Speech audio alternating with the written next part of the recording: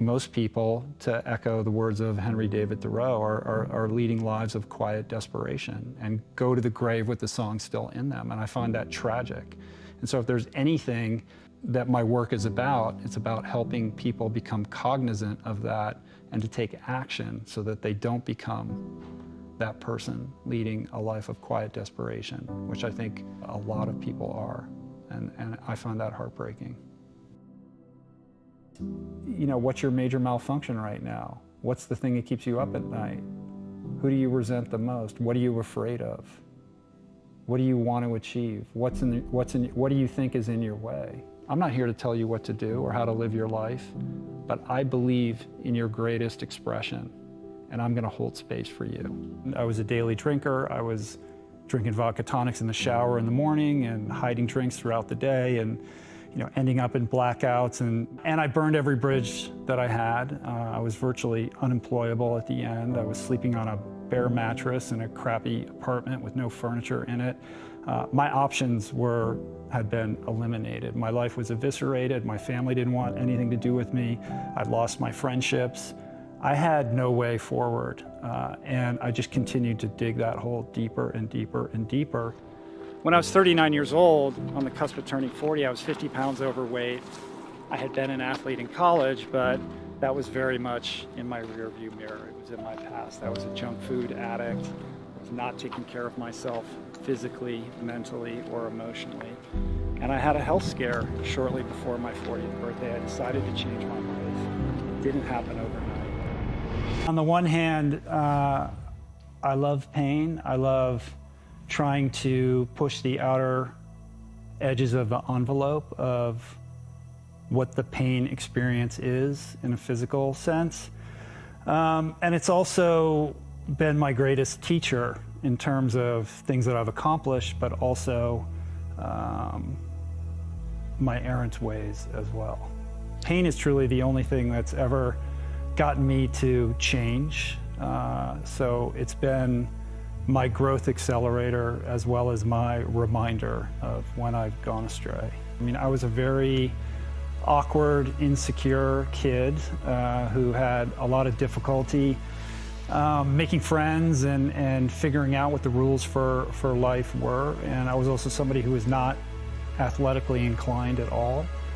I was the kid with the eye patch and the headgear, picked last for kickball and all of that. But the one thing that I was actually fairly okay at was swimming. And when you're good at something when you're a kid and you're having difficulty in other areas, that's what you're going to gravitate towards. And that's what I did. And I learned quickly that I was not the most talented swimmer. But in my early teens, I realized that if I was willing to put in the work and do certain things that other people weren't willing to do, that I could bridge that talent gap and pick up a lot of white space. And that meant getting comfortable with pain, to bring it back to your question. So throughout my teens, I would routinely throw down crazy sets in the pool that no one was willing to do. And I was doing it because I knew I wasn't the most talented, and if I wanted to compete at the highest level, that's what would be required. How did you go in school? You're being bullied at one point. You see this opportunity to get better. What do you start telling yourself or doing to be able to make pain your friend, to push past it so that you could begin to, beat other people at something? It's almost like a deep meditative state.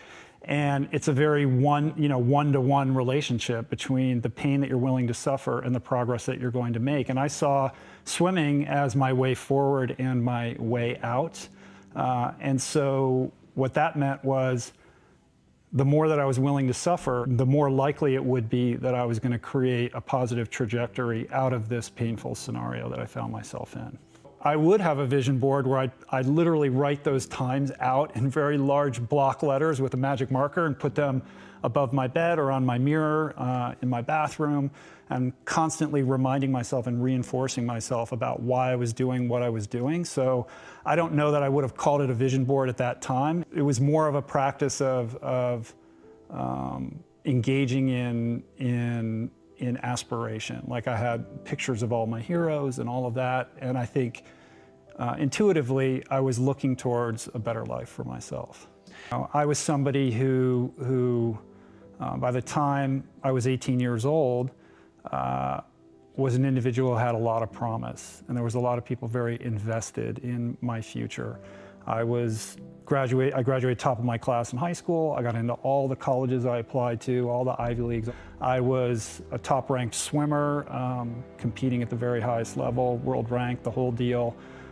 And so my future looked very bright. And then alcohol got introduced to my life, and it was a very progressive decline in my aspirations. And at the very end, I was a daily drinker. I was drinking vodka tonics in the shower in the morning and hiding drinks throughout the day, and ending up in blackouts and more than my fair share of incomprehensible, demoralizing situations.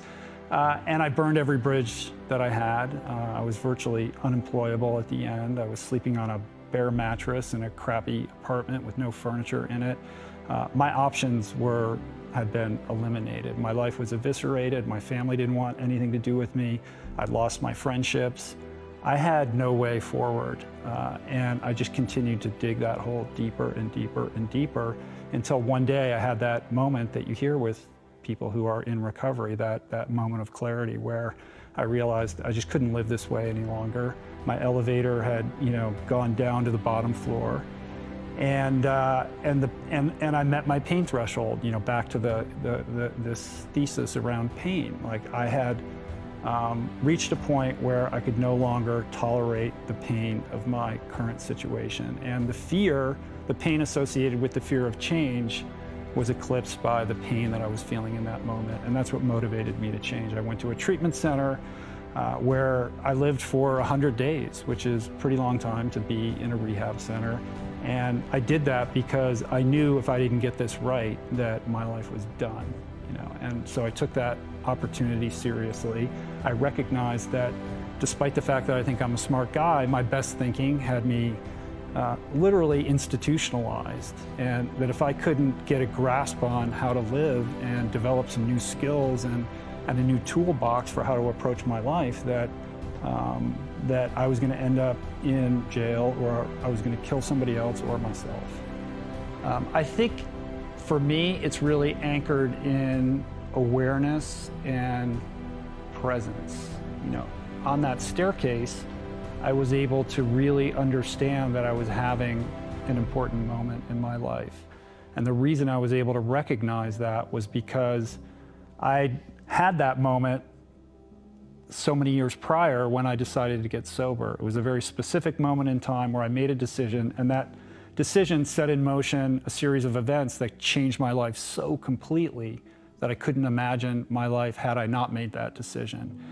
And I was able to see and understand and recognize that once again I was being visited by just such an opportunity. It was something that I could feel inside of me. And I think it's because I'd learned to be present, to be aware of myself and my environment. And one thing I always talk about is the fact that, I'm not anything special with this. I think we're all visited with moments like this in our life, that if we can develop that, the wherewithal to have the awareness around the circumstances surrounding whatever event it is, that you can leverage that crack, in the door to make some significant changes. And I'm somebody who, and I've heard you talk about this before, I'm somebody who when I make a decision, like that's it. I can step over that line or walk through that door and not look back. Like I can be determined, be focused enough, and diligent enough, and dedicated enough to leverage those moments when I make that decision to really make significant changes that stick and stand the test of time. I mean, for me, I try to keep it as simple as possible. It's about making a decision.